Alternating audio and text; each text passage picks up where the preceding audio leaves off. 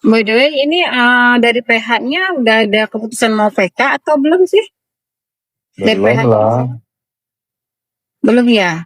Ya kalau Mungkin TK mereka kan harus udah ada mau kali ya. novum, harus ada Nah itu dia. baru novumnya mana? Gitu. Tapi sebelumnya mereka udah ngumbar-ngumbar punya Novum loh Bang, kalau nggak salah Om.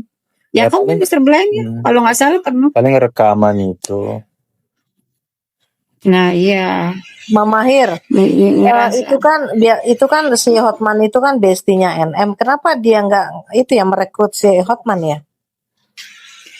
Oh itu Bang Hotman pernah pernah berstatement di medsosnya apa kalau nggak salah ditanya wartawan ya dia netral katanya.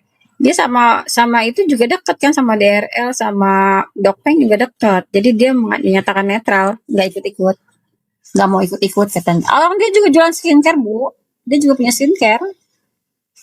Gitu ya. Tapi dia sedikit-sedikit ngasih tips-tips gitu padahal waktu dia bilang jangan banding sebaiknya itu kan paling kalau dijalanin paling 2 tahun selesai gitu kan. Tapi ya itulah PH-nya kan sombong gitu kan tidak tidak mau mengarahkan kepada yang benar gitu malah manut aja ngikutin apa kata klien ya kan. Kayaknya ini bukan pengacara tapi asistennya klien ngikut aja gitu. Mungkin yang lain ada lagi tanggapannya silakan. Keblen atau Mak Emrat silakan. Atau saya mau tanya Mister Blen nih atau Bro Emran nih. Nanti kalau misalnya dia PK gitu ya. Kemungkinan misalnya kalau PK itu misalnya dia ngerasa punya novum gitu Bang. Rob. Apa kira-kira ada kemungkinan kemungkinan nggak sih gitu dia itu akan ter apa ter ini kan terhapus gitu kan ininya kasusnya gini. Kayaknya nggak ada ya Bang. Coba silakan Bang. Tadi kan sempat mereka menyatakan punya novum gitu loh. Makanya kita penasaran ini. Gitu. Kira-kira apa novumnya gitu loh. Apakah rekaman-rekaman tandingan atau gimana gitu kan. Gitu. Silakan Bang Mr. Blind atau Pro Emran. Kalau kalau novum itu kan bukti baru yang tidak pernah dihadirkan di persidangan. Itu harus tuh wajib. Syaratnya itu. Jadi kalau misalkan dia mau menghadirkan novum atau koar-koar punya novum, pertanyaannya sederhana, apakah novum itu juga sesuai substansi perkaranya atau justru kayak kemarin-kemarin yang ada indikasi suap dan lain sebagainya itu kan sebenarnya bukan substansi perkara ya. Jadi untuk membebaskan Nikita itu memang harus pertama dia harus bisa membuktikan bahwa itu kesepakatan, ya kan? Nah kalau udah bicara kesepakatan dia bisa memunculkan itu sebagai buktinya, harusnya di tingkat penyelidikan aja sudah keluar nih kita Mirzani. Makanya kadang-kadang saya bertanya-tanya ya ketika ada pengacara atau PH yang kor-kor, oh saya sudah punya novum lah. Kenapa kalau kamu punya itu nggak dikeluarin sejak awal untuk membantah dakwaan kalau di persidangan, persangkaan kalau di tingkat kepolisian. Itu mah novum biasanya kalau maaf tahun-tahun, terus itu udah divonis, terus ada penemuan baru gitu kan, saksi baru. Itu kan kasus nggak kayak gini, yang kasus-kasus paham kan, yang fina-fina gitu loh, yang Iya Bang. yang ketahuannya habis sekian tahun gitu karena memang perlu proses, perlu penemuan, perlu saksi. Kalau ini kan dari awal aja, kenapa harus tunggu bertahun-tahun baru ada novum? Kan Ya makanya itu tadi sempat saya singgung Om Bule. iya. Kalau 340 atau 338 ya itu bisa ada kemungkinan contoh kayak misalkan wah pada saat kejadian ada yang bisa membuktikan bahwa saya tidak berada di tempat misalkan. Atau misalkan salah orang, itu bukan saya, ini ada kembaran saya ternyata. Nah, kan kayak gitu kan masih bisa ya. Karena masih banyak celah. Tapi kalau dengan yang dialami Nikita Mirzani ini kan pelaku dan korbannya sudah memang itu-itu aja. Apalagi buktinya bukti saintifik misalkan. Bukti-bukti yang dihadirkan itu kan hampir semuanya tidak dibantah. Itu kan kemarin kita hanya melihat semacam kayak persidangan adu argumentasi ahli kan. Sementara untuk membedah, itu chat bukan punya saya. Nah, itu baru benar. Ya kan? Nah, tapi kalau misalkan chat itu sudah ada, secara saintifik sudah dibuktikan, aja ada lapornya misalkan. Nah, digital forensiknya sudah ada, kemudian merujuk pada dua pelaku itu, percakapan itu terjadi. Ada Dr. O, ada dia, ada Dr. Reza. Nah, itu sudah bisa, keabsahannya sudah bisa dibuktikan di pengadilan, di persidangan. Lalu kemudian dia tidak membantah. Hanya beralibi bahwa, ya itu maksudnya bukan begitu, Pak. Nah, gitu kan. Nah, akhirnya kan beradu pendapat ahli ini, ahli linguistik yang satu ngomong begini, kemudian diimbangi lagi dengan PH menghadirkan ahli linguistik juga, yang pada akhirnya seharusnya kan bisa membuktikan ya, chat itu memang ada, tapi itu bukan chat saya, Pak, bukan saya yang ngetik itu. Nah, kemudian dihadirkan saksinya, ini loh Pak orangnya yang ngetik, bukan saya. Nah, itu baru bisa. Itu kemarin. Makanya setelah serangkaian serangkaian agenda sidang itu di tingkat pertama itu kan sudah jelas tergambar gitu.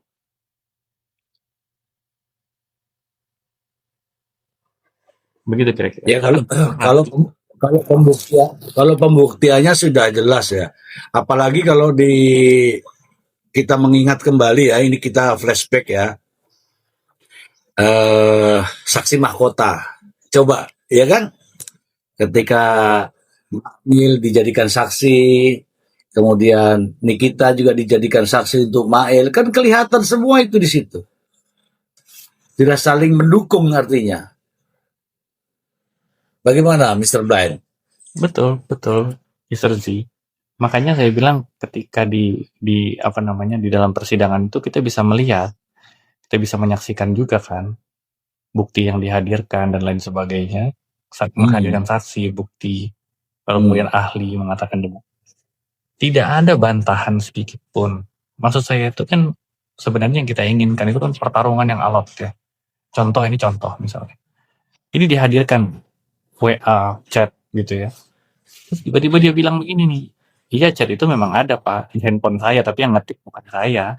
Yang ngetik itu kembaran saya, ini orangnya. Nah, itu kan seru jadinya. Iya.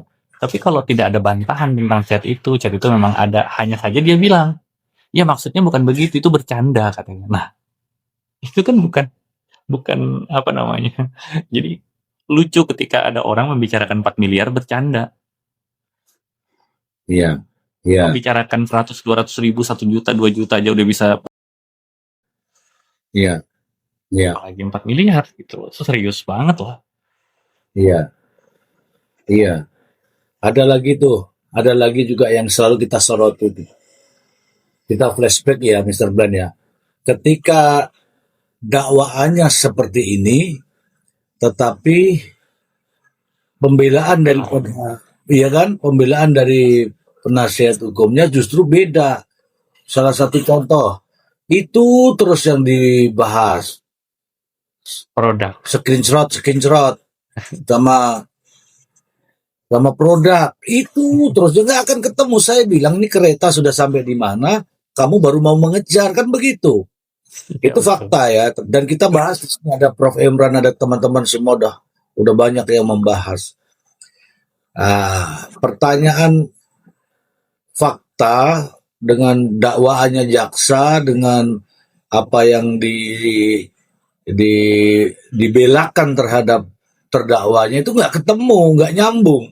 Misalnya nih, terkait dengan apa benar Anda menerima uang 2 miliar ditransfer, 2 miliar tunai dari Mail. Itu benar dijawabnya. Tetapi pembelaannya, apakah ini skincare milik Anda? Ya nggak ketemu itu jadinya. Gimana menurut Mr. Blind? Iya. Jadi ketika misalkan ditanyakan, apakah Anda menerima uang 4 miliar? Yang 2 miliar ditransfer, yang 2 miliar cash melalui Mail. Iya, betul. Terus dia bilang, iya tapi kan itu untuk skincare-nya kan jelek, saya review katanya. Lah, kan aneh. Jadi kalau memang skincare-nya jelek, kalau di review kenapa diterima uang miliarnya? Gitu. Iya. Nah, jadi banyak hal yang rancu, nggak sinkron antara dakwaan dengan konstruksi dakwaan yang dibangun oleh JPU dengan konstruksi pembelaan yang dibangun oleh PH-nya nggak nyambung gitu loh. Jadi nggak membantah, justru dakwaan jaksa itu nggak dibantah. Membikin konstruksi pembelaan yang lain mengarahkan ke arah produk. Padahal sudah jelas itu dakwaannya kan pemerasan dengan pencemaran nama. Nah, sebenarnya nggak ada korelasi dengan produk. Iya. Karena yang diserang itu kan pribadinya. Iya. Pencemaran nama, bukan nama produk yang dicemarkan, nama si korban gitu. Iya. Ya dari situ aja sebenarnya kita sudah bisa melihat. Tetapi kan upaya yang dilakukan kan memenangkan dengan menggunakan narasi itu memenangkan opini. Nah, Mr. betul. Itu kekeliruannya di situ. Jadi ketika tidak memperhatikan substansi perkara, hanya terfokus menggiring opini di masyarakat, akhirnya nggak jelas arahnya. Itu sebenarnya kita sayangkan. Bahkan karena waktu promosinya, nah maaf nih saya menggunakan kata promosi ya. Kasus ini kan promosinya dilakukan oleh, waktu itu masih PH yang lama ya, PH pertama itu. Kita akan bongkar semuanya nanti di persidangan. Wah, yang mendengar itu kan otomatis menantikan kan apa kira-kira ini, gongnya itu apa yang bisa memutar balik dakwaan dari jaksa ini kan. Ternyata yang dikeluarin cuma skincare sampai maju. Iya. Memperlihatkan skincare yang katanya bermasalah, itu pun katanya. Lalu kemudian ada drama-drama, itu sebenarnya yang merusak jalannya persidangan. Itu yang kita sebagai yang awalnya ya, saya dengan Mr. Z itu sebenarnya tidak ada berada di awal kali kami masuk ke dalam kasus ini kan kami objektif ya, melihat kasusnya, bukan melihat siapa yang berperkara tapi kasusnya. Nah, kalau memang pendapat kami di kemudian hari lebih condong ke korban ya, faktanya menurut analisa kami ya seperti itu pada waktu itu. Iya. Nah, sungguh disayangkan begitu kami melihat, waduh. Sejujurnya saya dengan Mr. Z itu ingin melihat pertarungan yang alot sebenarnya. Iya. Karena kita menunggu yang seru. Bukan pokoknya, tapi begitu kita berjalannya sidang kok kita banyak ketawa aja jadi. Iya, karena banyak yang pokoknya. Ini saya kasih tahu nih lagi. Pasti Mr. Ben ketawa nanti ini. Ditanya sama Bumi, ada ya Bumi Paramawisesa itu ditanya. Itu harga semestinya tuh berapa? Harga semestinya 40 sekian miliar. Terus dikasihkan Nikita Media ini berapa? 30 sekian.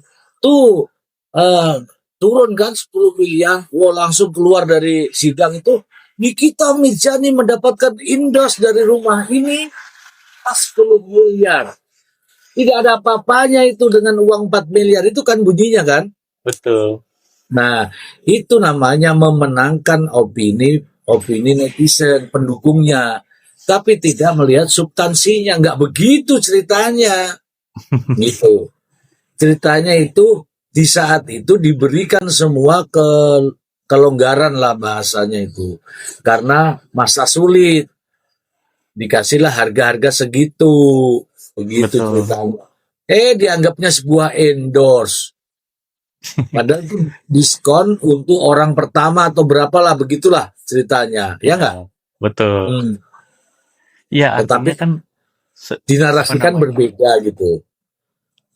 Seharusnya itu nggak ada urusannya dia mau dapat endorse berapapun dari pengembang itu. Persoalannya kan ada upaya pemerasan terhadap korban kan, DRL. Iya. Mau dia dapat diskon, mau dia dikasih rumah gratis pun nggak ada masalah.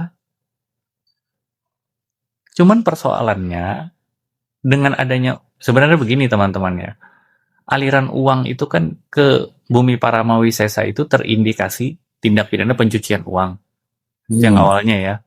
Nah, tapi kalau perbuatan pidana awalnya itu ya pemerasan dengan pencemaran. Nah, kalau uang itu nanti misalkan dia udah transfer nih, Reza Gladys sudah transfer 2 miliar, sudah stop sampai di situ, artinya terpenuhi tuh unsur di 369-nya, ya kan? Nah, tapi ketika uang itu yang ditransferkan tadi ternyata ditransfer ke bukan si NM ya, tapi ditransfer ke rekening pengembang, developer, maka berubah kasus itu. Ada pidana lanjutannya. Dugaan tindak pidana pencucian uang. Itu sebenarnya, jadi nggak ada urusan sama endorse pada waktu itu. Seharusnya dia justru kalau dia bilang itu endorse, berarti ada keterkaitan antara Nikita Mirzani dengan si pengembang. Ya kan, sama developernya. Kalau memang ada endorse. Nah, makanya kadang-kadang kita menilai ya, pada waktu itu tuh, ini terlalu banyak entertainnya. Iya, iya. Substansinya nggak ada. Padahal yang kita inginkan itu perdebatan yang sengit, yang alot. Bahkan ada hal paling lucu ya, mau menuntut BCA, Jo. Iya. Urusannya apa disomasi BCA? Jadi kadang-kadang di kasusnya Nikita Mirzani ini di netizen ya, di apa namanya, di media sosial itu, kadang-kadang narasi orang-orang yang berkompeten itu kayak lucu gitu.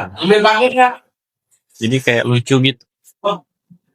Narasi orang-orang yang intelek itu malah dipelintir-pelintir sama mereka, sama pendukung-pendukungnya. Nah, makanya untung pada akhirnya kita semua akhirnya bisa mengikuti sidang dengan pikiran yang tetap ini ya, logika yang cerdas gitu. Jadi semuanya itu terbongkar dengan sendirinya tanpa ada drama-dramanya. Demikian Mr. Z. Oke. Ini siapa yang turun barusan ya? Om Bule, Oh, Om Bule. Ya. aku mau nanya sama Prof. Emran. Prof, Ya. kalau secara persyaratan itu sudah dipastikan NM tidak bisa PK ya? Itu yang pertama. Karena gini, host, aku ngelihat scroll di grupnya pendukung NM ya. Tenang aja, masih ada PK. Ataukah memang saklek kalau sudah tidak ada memenuhi syarat pasti tidak bisa, atau masih bisa diakalin bisa? Silakan Prof. Mengenai PK, Prof. Kalian, mohon maaf aku lupa kelewat tadi yang amnesti abolisi. Ya, jadi sebenarnya masih bisa. Dia bisa mengajukan PK, kan PK itu ada 3 syaratnya tuh, bahkan mungkin 4. Sekarang ini jadi 4 atau 5 kalau nggak salah di 318 ya. Perubahan di apa namanya KUHP 2025 ini. Jadi itu kaitannya dengan kegelapan hakim. Dia bisa mengajukan itu sekarang ini. Itu kan nggak butuh novum tuh. Nggak butuh adanya novum. Kalau yang 2 itu kaitannya dengan novum. Novum sebagaimana tadi dijelaskan sama Mr. Lain ya. Yang ketiganya baru adanya pertentangan putusan. Maka skenario pertentangan putusan itu lagi sedang diarahkan pada case yang sedang diperdatakan sekarang nih kan, gugatan perdata. Tapi kalau sekarang ini dia nggak butuh dulu tuh alat bukti apapun tuh, yang penting dia mampu untuk kemudian memberikan menyampaikan dokumentasi yang rasional di dalam memori PK itu sendiri yang membuktikan bahwa adanya kehilafan hakim ketika memutuskan perkara ini. Sebenarnya begitu. Jadi itu sifat dari peninjauan. Kasasi kemarin itu juga sebenarnya merupakan peninjauan juga, peninjauan terhadap putusan PT dan putusan PN sebelumnya. Sebenarnya yang ditinjau itu adalah putusan, karena kajiannya kan itu tuh. Yang dikaji adalah 2 putusan itu. Jadi sebenarnya ini prinsip yang sama. Case syarat PK yang akan digunakan nih. Cuman apakah itu akan cukup kuat untuk meyakinkan hakim? Itu soal lain. Ya kan? Itu sih. Satunya lagi tuh begini, Mr. Z. Jadi kalau kemarin tuh sebenarnya ada peta yang lagi dibangun ya. Sebenarnya kalau kita lihat tuh kan kayak apa namanya yang dilaporkan itu adalah adanya dugaan alat bukti yang dimanipulasi ya. Illegal access itu loh. Illegal access. Itu targetnya ini juga nih sebenarnya, PK nih. PK. Targetnya PK. Ini skenario akan ke sini. Tapi ketika nanti itu case kalaupun nanti pada akhirnya, kalau saya ya, ini kan kalau kita dengar informasinya itu kan sudah penyidikan ya. Sudah penyidikan, tapi nggak mungkin lah ada penetapan tersangkanya itu karena kemudian nanti keluar SP3 itu tidak ditemukan adanya tindak pidana karena ada alasan itu kan, ada alasan kaitannya dengan hak dari si terpidana ini sebenarnya udah gugur, hak privasinya itu udah gugur ketika dia melakukan tindak pidana dengan adanya instrumen yang tadi kan, instrumen digital itu kan, handphone ya. Handphone. Jadi perekaman itu sendiri kemudian menjadi sah. Kita ini kalau bicara hak terkecuali, apa yang kita gunakan itu tidak dalam konteks melawan hukum. Itu baru hak kita bicarakan tuh. Itu. Cuman kan sengaja mau diarahkan ke sana dengan tujuan akan dijadikan sebagai dalil PK nantinya. Indikator untuk kemudian dijadikan sebagai PK. Hanya saja saya kira itu nggak kuat. Susah lah kemudian dijadikan sebagai dasar argumentasi kan, itu sih.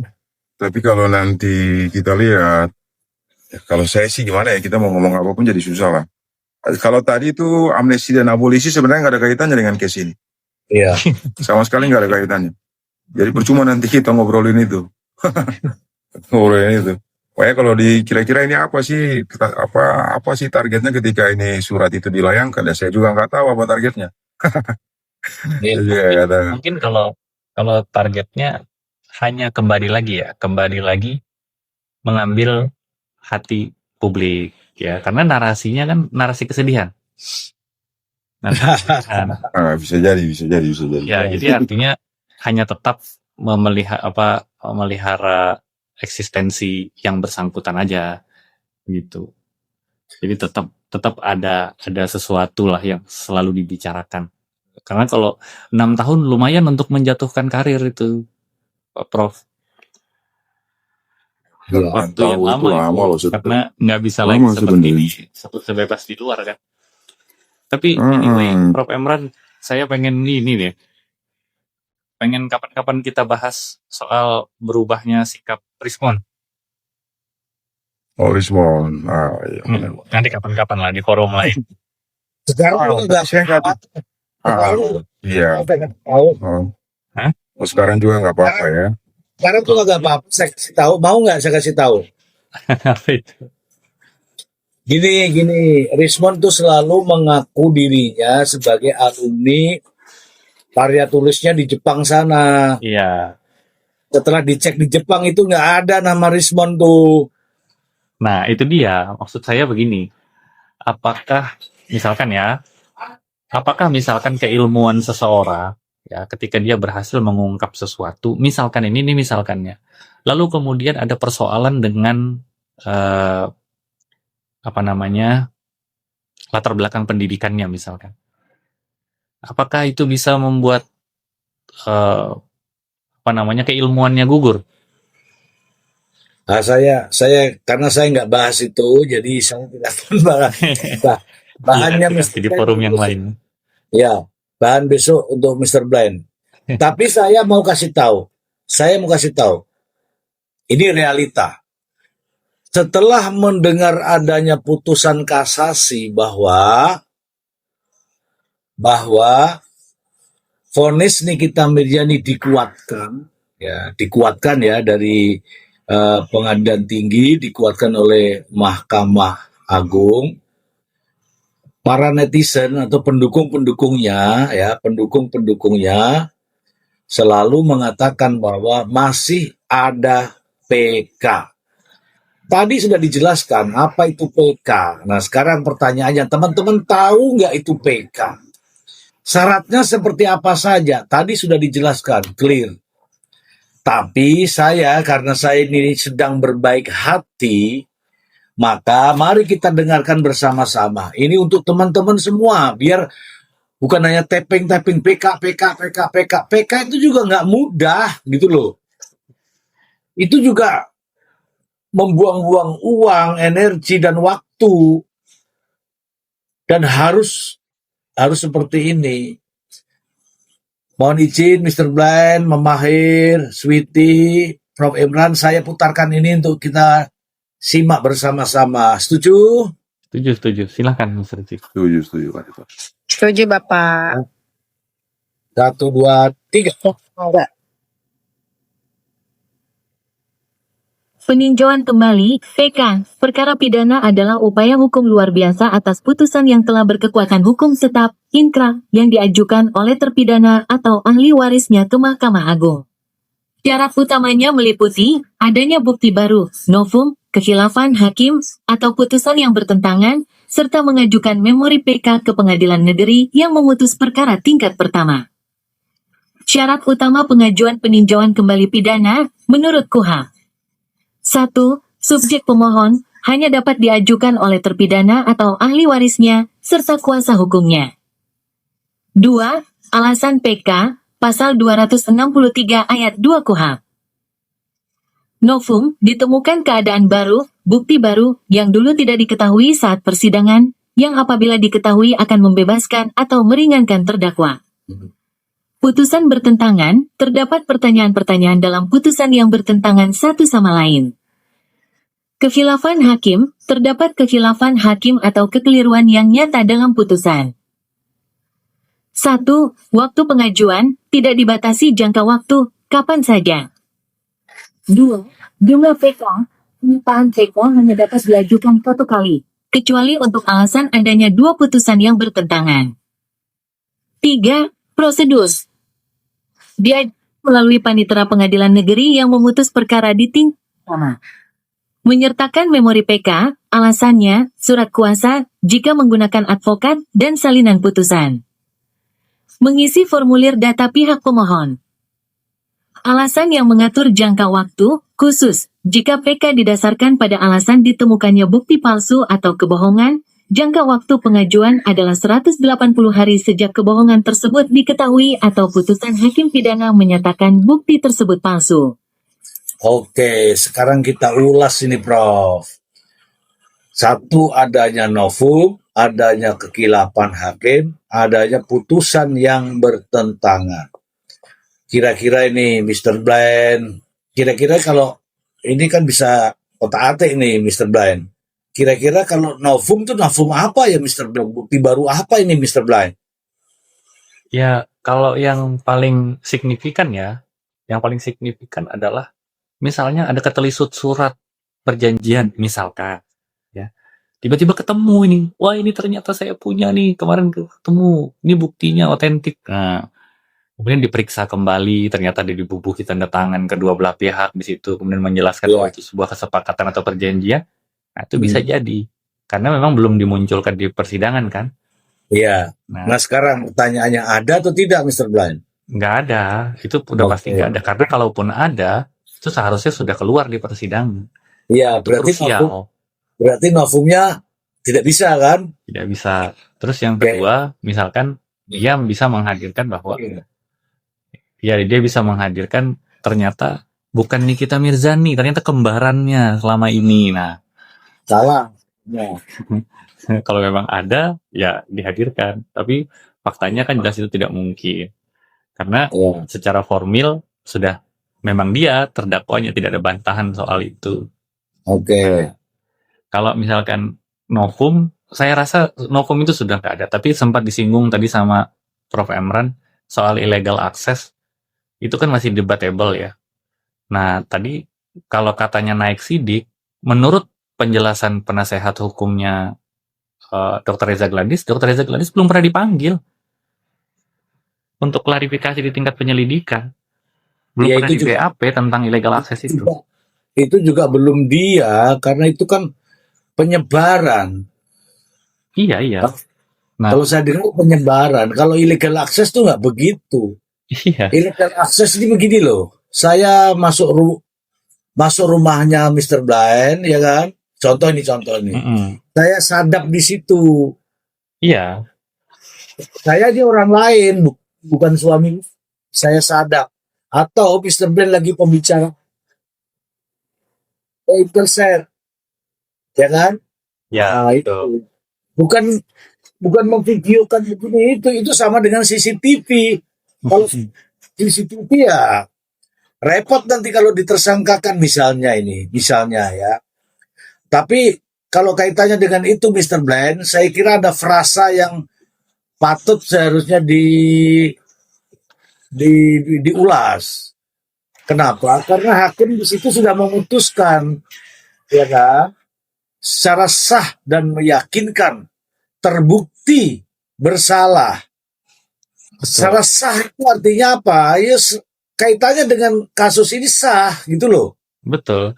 Makanya Iya. kemarin saya sempat singgung kan, ini perkara ini kan ditangani ya oleh 3 institusi yang memang kerjaannya untuk itu. Oke. Artinya dari tingkat penyelidikan aja, persoalan bukti-membukti itu kan sudah diverifikasi. Sampai Iya. bisa naik ke persidangan, otomatis sudah menjadi sebuah bukti atau alat bukti yang absah kan. Nah, Oke. yang kedua, kalau misalkan rekaman itu ternyata mampu mengungkap sebuah tindak pidana, berarti kan sah dia. Karena Sah. tujuannya untuk penegakan hukum. Berbeda ketika itu disebarluaskan untuk mencemarkan nama baik orang. Atau Tapi untuk kalau untuk mencari penegakan sah. hukum itu sudah bisa. Ya. Begitu, Oke. misalnya. Oke, Mr. Bland, ini ada pertanyaan Pak Mr. Bland. Dari Laluna. Pendukungnya minta tolong sama DPR. Menurut Mr. Blind, peluang kalau sudah masuk ke DPR gimana Mr. Blind? Oke, itu pertanyaannya, tapi saya mengingatkan ada namanya legislatif, yudikatif, dan Eksekutif. eksekutif. Silakan Mr. Blind dibahas. Itu dari Laluna. Minta ke DPR. Bagaimana peluangnya kalau di DPR, Mr. Blind? Monggo. Untuk apa ke DPR? Hanya untuk rapat dengar pendapat RDP atau mengeluhkan. Outputnya pasti rekomendasi. Tidak bisa juga mengintervensi jalannya penegakan hukum. Ya. Itu penting ya teman-teman. Makanya tadi disinggung sama Mr. Z soal legislatif, legislatif, yudikatif, eksekutif. 3 pilar itu tidak boleh saling mengintervensi. Makanya sifatnya hanya rekomendasi. Itu pun kalau ada contoh ya, penanganan yang tidak profesional. Itu yang sifatnya, tapi kalau secara substansi perkara tidak mampu dan tidak diperbolehkan juga, ini dalam hal ini Komisi 3 berarti ya, mengintervensi, hanya merekomendasi aja sifatnya. Tapi ketika sudah jadi putusan, ya apa yang mau ini lagi dikeluh. Iya. Jangan-jangan anggota DPR itu yang bisa-bisa tidak jadi anggota. Iya. Ya artinya yang perlu kita cermati itu sebenarnya gini loh. Ini kan bagian dari manuver ya. Mau entah itu nanti pendukungnya, PH-nya, atau si terpidananya sendiri bermanuver. Kembali lagi untuk sebenarnya menggiring opini publik. Dari awal itu yang Diangkat dulu ada telepon. Ya, diangkat dulu.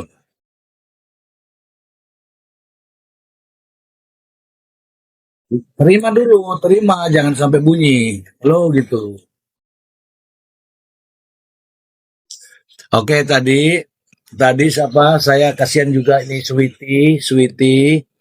Tadi kan mengatakan abolisi apa itu tadi? Apa garasi. Ya. Gerasi. Kewenangan itu memang berbeda, bukan untuk penjahat, bukan untuk yang orang melakukan kejahatan gitu loh. I see. Makanya tadi kan aku kurang nyimak waktu Prof. Emran bicara abolisi, amnesti. Iya. Gitu. Tapi aku mau nanya gini, Prof, menurut pandangan Prof, apakah NM ini baiknya PK atau terima aja yang udah sekarang 6 tahun? Ada kemungkinan peluang di PK itu ada nggak peluang kemungkinan dia menang gitu loh? Atau apa ya, ada celah lah di situ dia Gimana, Ya, Prof? ya. Oke, saya sambung. Dampak dengan PK, dampaknya dengan putusan ini apa, Prof? Gitu kan? Iya kan, begitu, Switi? Oke, Prof. Gimana itu ditanya tuh, Sweety? Bagaimana tadi ceritanya itu? Kalau boleh aja namanya hak. Maksudnya apa dampaknya gitu loh.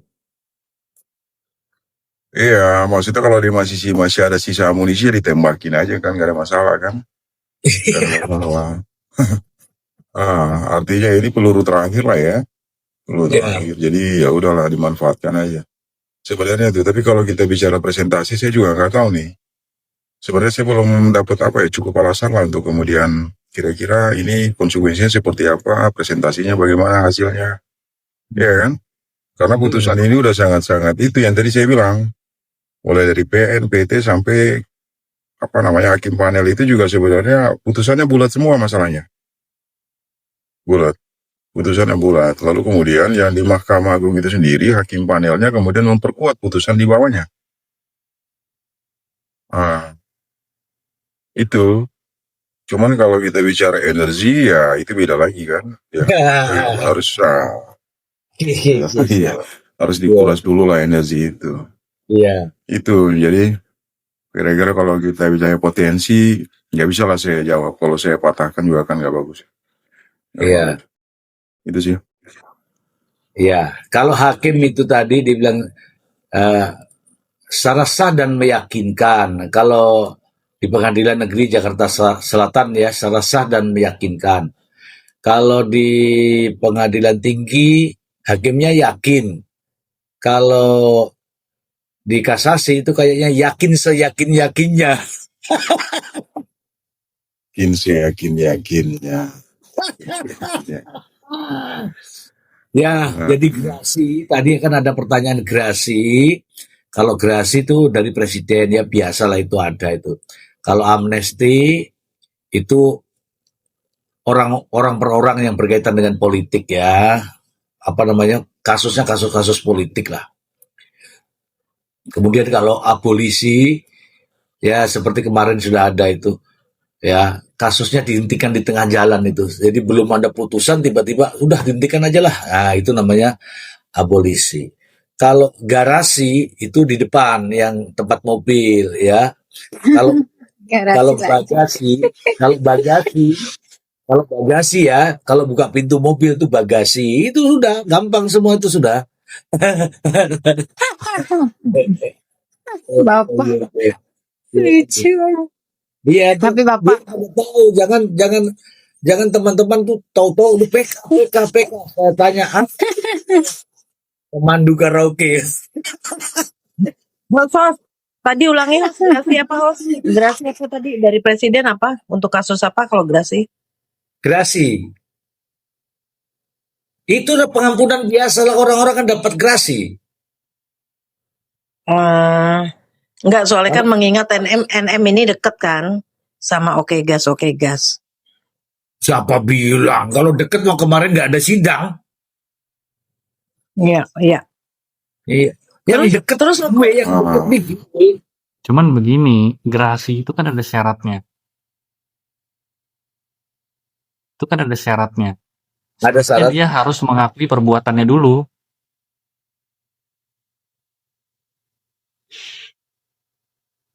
Kalau nggak ngaku, terima itu 1 M itu telepon. Ya, gerasi. Cair. Gerasi itu kayak kemarin tuh ada yang mengajukan gerasi. Itu ada pengajuan gerasi. Terus ada juga, tapi harus ada mengakui dulu baru gini loh, perbuatan itu diakui baru memohon kepada presiden untuk diampuni gitu loh. Tapi kalau dia nggak ngakui, gerasi dia akan dikasih. Wong kamu aja nggak ngakuin gitu. Oke, lagi silakan. Apalagi? Terus yang mengenai Jadi, RT. Ya. kita ini sebenarnya dulu tuh kalau kita pernah ingat kasus Alda. Artis penyanyi itu. Alda Risma apa itu namanya. Dulu kan itu si terpidana itu kan kemudian diputus bebas sebenarnya, diputus lepas lah, tapi putusannya itu diketok pada level PK. Jadi dulu itu saksi yang kemudian menjadi saksi ade caci itu sendiri, saksi yang memberatkan itu kemudian memberikan keterangan di PK itu, dia menyatakan bahwa dia memberikan keterangan tidak benar. Waktu di PN. Nah, waktu di PN itu kan saksi yang dihadirkan oleh JPU, saksi yang kemudian mentersangkakan namanya yang sebelumnya di penyidikan kemudian ditersangkakan lalu kemudian diajukan juga di persidangan. Nah, diajukan juga seperti persidangan, konsekuensinya kan berdasarkan keterangan dari saksi itu, maka kemudian si terpidana yang sebelumnya itu, ya si terdakwa ini kan kemudian diputus bersalah dianya. Iya. Tapi ada skenario tertentu, skenario itu kemudian dirubahnya saksi-saksi sebelumnya itu memberikan keterangan, dia memberikan pernyataan tertulis bahwa apa yang dia sampaikan sebelumnya itu sebenarnya tidak benar. Padahal dia di bawah sumpah. Nah, konsekuensinya dia itu kemudian dijatuhi pidana apa? Pidana sumpah palsu. Dan putusan itu, pidana sumpah palsu dan putusan terhadap itu, maka itu kemudian dijadikan sebagai novum untuk kemudian diajukan si terpidana ini, dan kemudian dia diputus bebas. Itu contoh case-nya. Ya. Contoh case. Tapi saksinya harus saksi yang kira-kira signifikan. Saksi yang signifikan. Karena kan nggak semua saksi itu kira-kira bobot pembuktiannya kan sama kan. Iya. Ada yang memberikan keterangan saksi, tapi kemudian keterangan itu bersifat teater. Gak ada artinya dia. Gak ada artinya. Saksi-saksi yang bersifat primer lah. Saksi katakanlah kayak kemarin kan. Saksi korban itu kuat dia sebenarnya. Salah satunya. Sisanya itu ala-ala itu saintifik itu, digital forensik. Iya. Itu sih. Yang lain ya saksi-saksi petunjuk ya Prof ya. Yang kedua begini, saya tambahkan tadi yang disampaikan sama Mr. Blind. Memang penyidikan itu nggak harus ada pemanggilan dulu terhadap siapapun. Kadang-kadang dalam tindak pidana tertentu itu penyidik sudah menyimpulkan bahwa adanya tindak pidana, tapi belum tahu ini siapa pelakunya nih. Karena kalau kita pakai definisinya itu kan artinya ditemukan dulu adanya tindak pidana kan dari penyelidikan nih. Baru kemudian diapin menjadi penyidikan. Ketika di penyidikan berarti ditemukan adanya tindak pidana, barulah kan ke alat bukti itu membuat terang-terangan, terakhir baru siapalah tersangkanya. Dalam case ini barang buktinya itu sudah ada. Barang buktinya sudah ada. Tapi untuk penetapan tersangkanya ini kan sebenarnya masih jauh. Kadang-kadang orang itu berpikir ketika sudah sampai pada level penyidikan maka otomatis sudah harus ada tersangka. Kan kita biasa ingat ya, ada perbuatan tapi kan belum tentu orang itu dapat dimintakan pertanggungjawaban kan? Iya. Ada alasan-alasan tertentu, ada alasan pembenar, ada alasan pemaaf.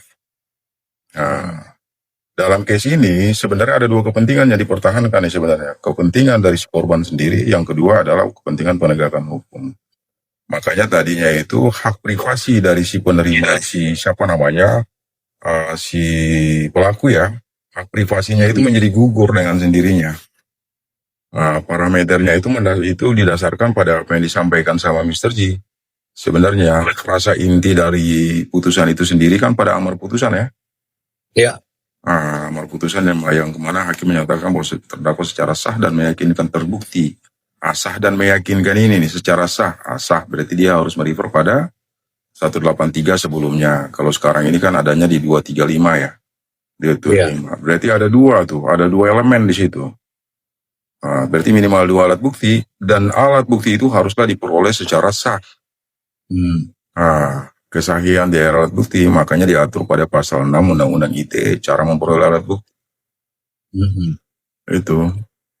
Maka dianggap ini bukti yang sudah diperoleh secara sah, konsekuensinya diajukan ke pengadilan, lalu kemudian itu diperiksa dan sebagainya. Alat bukti ini dianggap valid dan memiliki bobot pembuktian untuk kemudian menjatuhkan pidana terhadap si terdakwa. Dasarnya itu adalah alat bukti itu.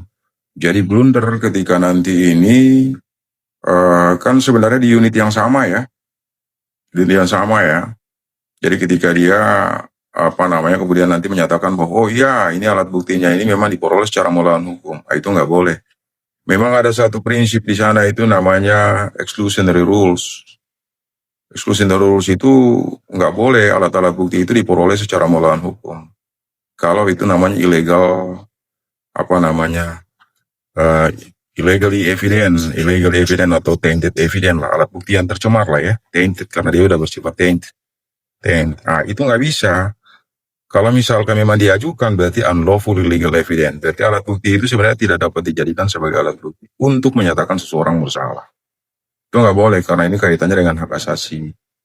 Gitu sih. Setuju. Oke. Oke, Mr. Z, boleh aku menanggapi, aku tertarik sama tadi yang disampaikan Mr. Blind. Ya, Mr. Z, mengenai bahwa 3 lembaga itu tidak bisa ikut campur ya terhadap suatu putusan. Ini tolong dikoreksi kalau aku salah nih. Ini aku ingat kasus kemarin belum lama ya. Ada putusan seorang ABK kapal yang sudah diputus hukuman metong. Tapi akhirnya melalui RDP ya, si legislatif ini menyatakan bahwa anak ini ada bukti-bukti tidak bersalah, tidak layak dihukum metong. Akhirnya diketuk hukum 5 tahun dan jaksanya minta maaf ke DPR. Nah, ini penjelasannya gimana? Kalau yang disampaikan Mr. Blind kan katanya ketiga lembaga ini nggak boleh ikut campur, nggak bisa ikut campur ya atas putusan hukum seseorang. Ini gimana penjelasannya, Mr. Z? Mr. J atau Mr. Blind? Iya, Mr. Blind. Boleh, Mr. Blind kayaknya lagi sibuk telepon deh. Atau Prof. Emran mau menanggapi, silakan. Oke, saya ingatkan bukan vonis ya, tapi tuntutan. Tuntutan memang dalam kasus narkocoy, narkocoy itu ada maksimal itu hukuman mati ya, minimal 5 tahun. Sekarang ditanya nih, kok ada hukuman mati di dakwaan kepada si anak itu? Rame lah di media, sampailah RDP, kan begitu ya? RDP itu untuk memperjelas seperti apa sih posisi orang itu gitu loh. Oh, ternyata orang itu bukan pemilik yang sebenarnya. Sehingga dimintailah itu tuntutan itu. Nah, hakim namanya juga tuntutan ya. Hakim melihat bahwa ini bukan pemiliknya. Tapi karena dia ada di situ dan tahu tentang kaitannya dengan kasus itu, makanya itu tadi 5 tahun, kalau nggak salah begitu. Memang benar tadi, jadi ada namanya eksekutif, ada namanya legislatif, ada namanya yudikatif. Walaupun itu dia bisanya yaitu berteriak-teriak, menyampaikan supaya coba diungkap lagi, coba didalami lagi, coba diperhatikan kembali. Tapi untuk mengambil keputusan tidak bisa.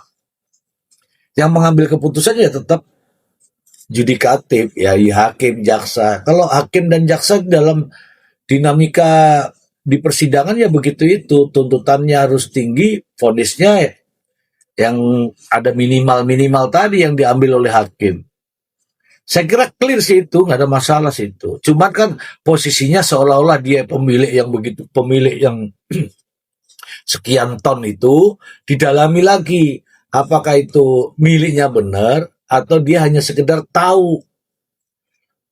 Makanya itu tadi 5 tahun ya. Begitu. Tidak bisa itu di bawahnya 5 tahun karena nggak ada. Bunyinya itu di situ adalah minimal 5 tahun, ya kan? Minimal 5 tahun, maksimal itu tadi hukuman mati, itu tergantung kasusnya seperti apa gitu, Bu Switi. Oke. Ngerti. Ya, misalnya ada urusan anggaran, nggak ada itu yudikatif. Ada urusan pelanggaran, ya urusannya yudikatif, urusan kan selalu dibilang sama presiden itu urusan hukum, saya nggak boleh campur tangan. Memang begitu. Makanya yudikatif di bidang apa, bidang hukum dan peradilan, ya kan? Legislatif urusannya apa, kemudian eksekutif urusannya apa, beda-beda urusannya. Begitu.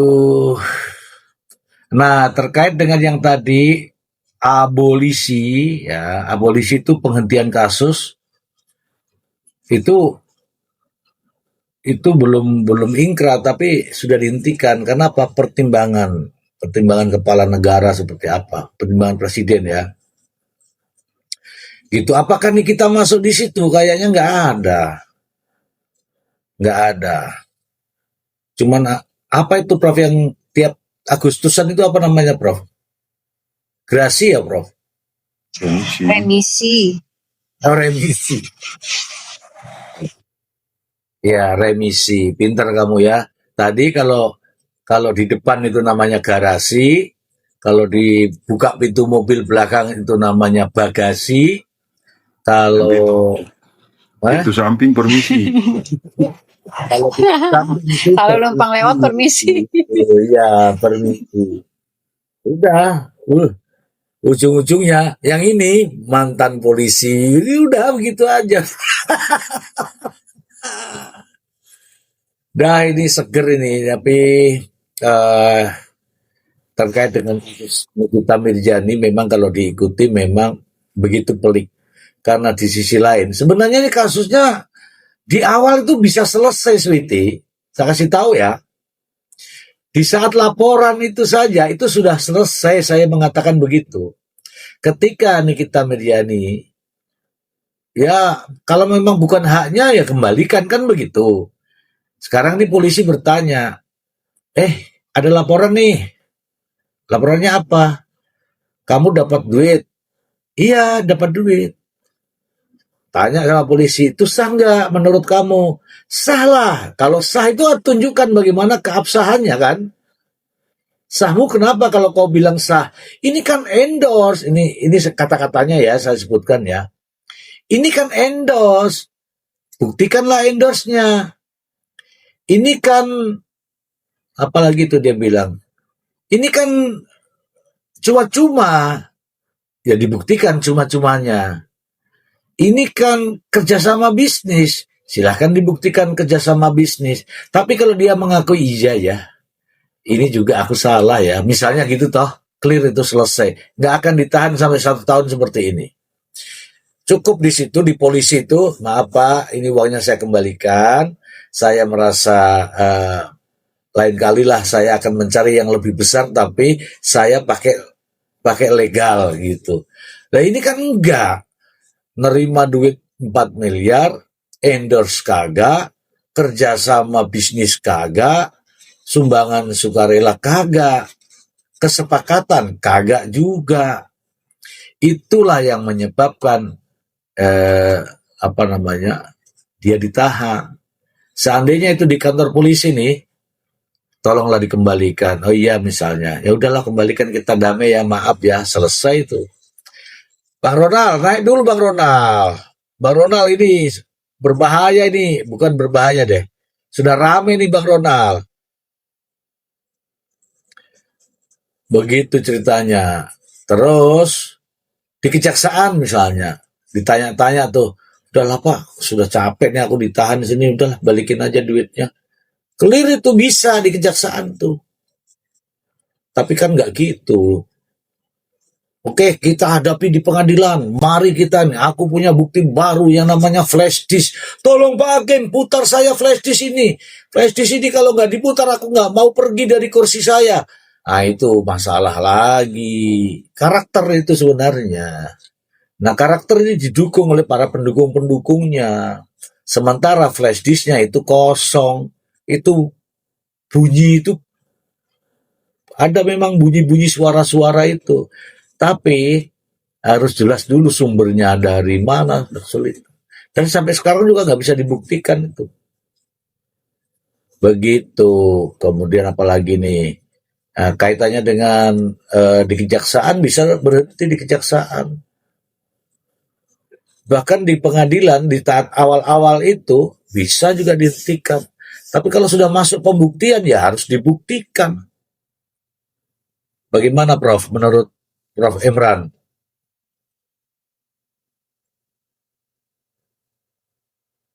Pembuktian.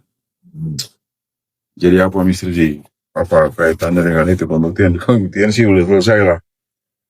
Enggak, Jadi apa ya? ini sebenarnya bisa diselesaikan kan Prof? Oh iya. Sebenarnya bisa diselesaikan lah. Iya. Apalagi kalau kita pakai apa ya KUHP dan KUHP sekarang ini kan dia lebih kepada pendekatan yang apa ya paradigmanya kan Iya. bergeser ya. Iya.